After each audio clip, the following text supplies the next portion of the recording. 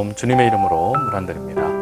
말씀의 삶 3기, 오늘 이제 11번째 시간입니다. 오늘도 우리가 선지자들을 중심으로 하여서 하나님의 말씀을 살피도록 하겠습니다.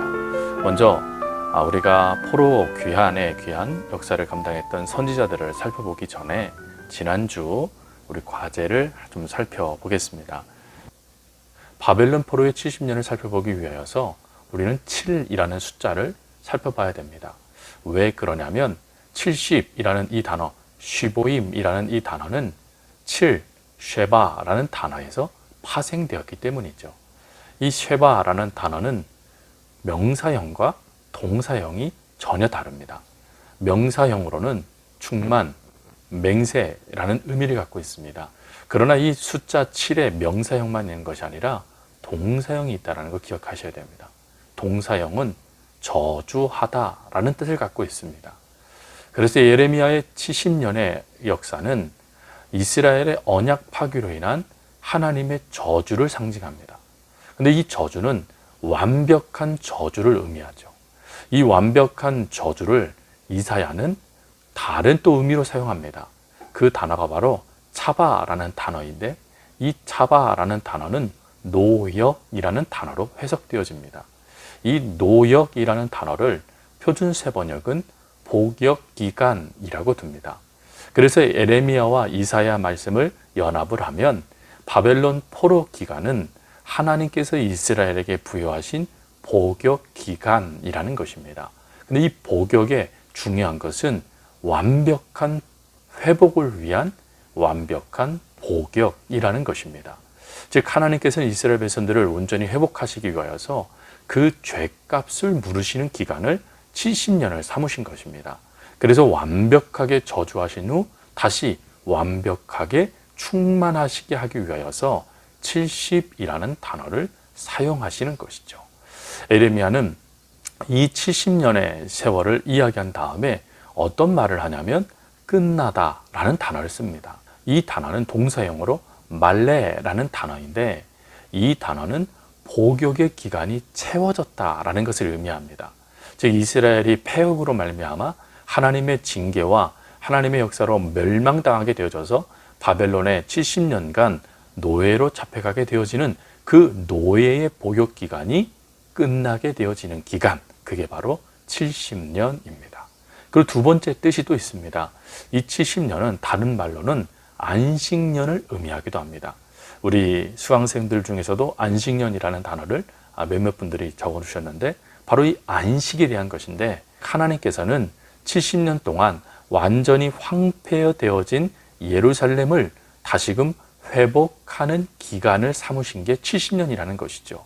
그래서 바벨론 포로로 돌아오게 되어졌을 때 이스라엘 백성들이 다시금 예레미야서에 나타난 하나님의 축복, 또 땅의 소산을 먹고 땅을 차지할 수 있도록 그 모든 것을 준비하는 기간이 바로 70년입니다. 자, 오늘은 포로기환의 역사를 감당했던 선지자들을 중심으로 해서 이제 바벨론 70년의 복역 기간을 마무리하게 하시고 돌아오게 하실 때에 하나님은 또 어떤 선지자를 통하여 그 역사를 이루셨는가 하는 것을 말씀을 통하여서 또 살펴보도록 하겠습니다. 먼저 에스라입니다.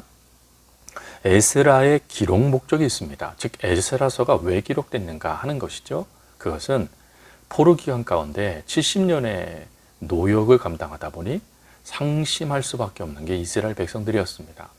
하나님이 우리를 버리셨다, 떠나셨다, 징계하셨다, 분노하셨다라는 그 말을 들을 때 이들은 완전히 위축될 수밖에 없었죠. 그런 위축된 이스라엘 백성들이 다시금 일어설 수 있도록 내가 누구인가?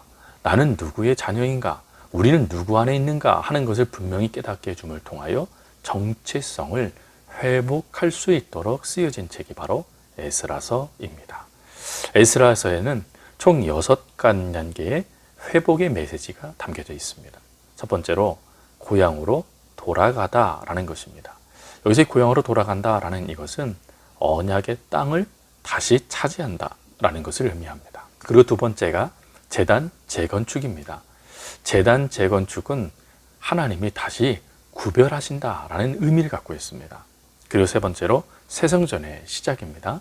새성전의 시작은 하나님이 역사하시는 출발점이 되어졌다라는 것이고, 역경을 만나다라는 이 네 번째 단계는 우리는 누구를 의지해야 되느냐, 의지할 이는 하나님밖에 없다라는 것을 깨닫는 회복의 말씀입니다. 그리고 다섯 번째 예언의 소리는 이런 역경과 환난의 순간에 하나님은 회복의 말씀을 더하신다, 하나님은 우리를 회복하신다라는 희망의 말씀이 선포되는 것이 예언의 소리입니다. 그리고 마지막 여섯 번째가 사명의 완성이죠. 즉 하나님의 이름으로 우리는 승리하게 된다라는 것을 선포한 것이 바로 회복의 마지막 단계입니다. 다음으로는 학계 선지자를 살펴보겠습니다. 학계 선지자는 그 사명이 한 가지입니다. 바로 성전 재건이었습니다. 성전 재건의 일을 감당하기 위하여 그 당시 1차 포로 귀환 자들을 이끌었던 스부르바벨과 함께 성전 재건에 힘쓴 선지자가 바로 학계 선지자이죠. 세 번째로 스가랴 선지자입니다. 스가랴는 학계와 동일한 시대에 활약했던 선지자입니다. 그러다 보니 당연히 그 메시지의 핵심이 성전 재건입니다. 그리고 성전 재건을 하기 위하여 무엇을 요청하냐면 하나님께로 돌아가자라는, 우리가 누구 안에 있어야 되느냐 하는 것을 선포하게 되어지죠.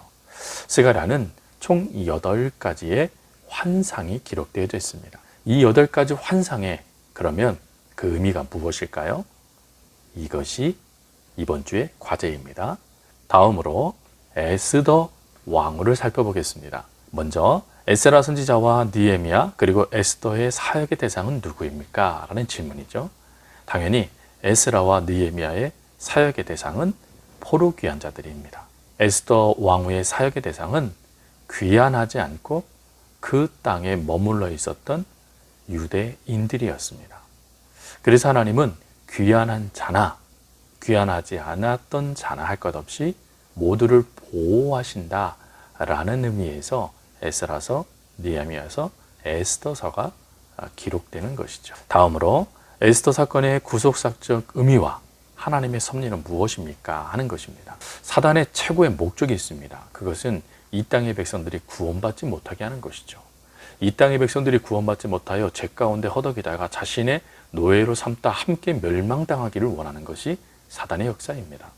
근데 하나님은 사단의 역사를 끊기 위하여서 무엇을 예언하셨냐면 메시아를 예언하셨죠. 구약 성경 전체의 흐름에 가장 중요한 것이 바로 이 구속사적 메시아 신앙입니다. 메시아, 하나님께서 보내신 구원자를 통하여 하나님은 이 땅, 그리고 하나님은 이 백성들을 회복하신다라는 이 사상이 중요한데, 사단은 이때에 이 역사를 끊기 위하여 하만을 등장시킵니다. 그래야 유대인들 모두를 다 말살시키려고 했죠.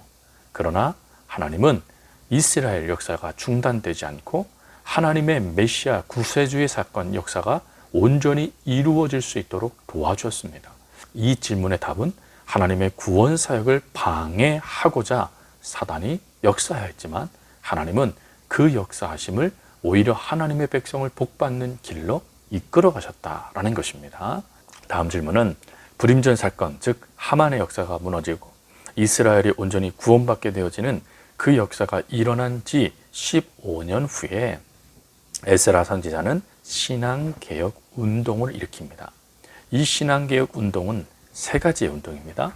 첫 번째, 율법을 가르칩니다. 두 번째로 구약 성경을 집대성합니다. 그리고 세 번째가 성경 읽기 운동을 전개합니다. 다음으로 느헤미야입니다. 느헤미야를 통해 배울 점은 무엇입니까? 크게 두 가지입니다. 하나는 일을 시작하기 전과 또 하나는 일이 시작될 때에 어떻게 해야 되는가 하는 그 모습이죠.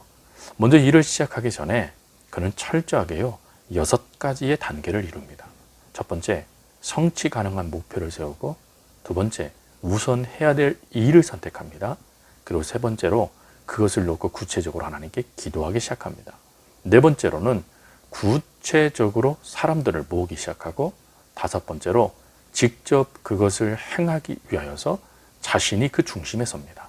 그리고 여섯 번째가 팀을 구성하게 되죠. 두 번째로 일을 시작할 때는 어떻습니까?